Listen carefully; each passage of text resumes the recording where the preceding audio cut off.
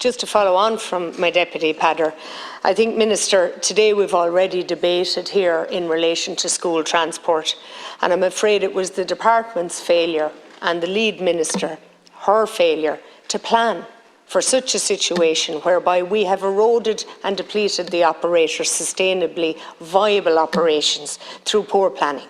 We no longer have bus operators. For years they've been told about these problems, but we now find ourselves unable to provide buses to get children to school. And I'm very concerned, and I'm here on a cautionary basis to say that whilst your intentions are good, and the populace in general believe that they're paying less for childcare, I can see very, very soon, maybe a year or two, where we won't have providers because you're not listening to them. They are working off 2017 rates in a time when we've increased the cost of living and the cost of energy and the cost of everything well in excess of 30 to 40% of what they were operating at in 2017. It's not sustainable. I attended a meeting that was called by the childcare providers of the South East during the summer recess. I was the only TD in the South East who attended. Predominantly it was filled with women who are providing the services.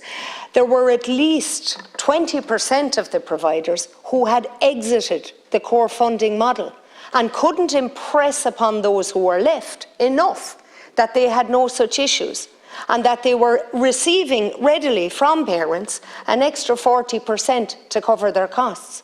Now, something is wrong somewhere, and I don't know what your business background is, Minister, but I know what mine is. And if it's not sustainable, you don't borrow money to keep it going.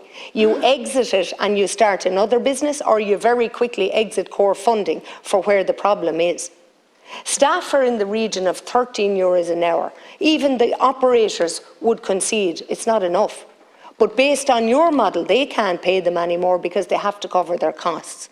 Now, no person with business acumen pays the staff over and above where they can make any margin of profit. And I left a business where my profit margin was 3% for thousands, hundreds of thousands of pounds worth of investment and risk. That's not sustainable in the childcare model. So what I'm cautioning you on, do not ride off into the sunset, because that's probably where you'll be when this issue in 2 years' time comes up as not having enough childcare providers.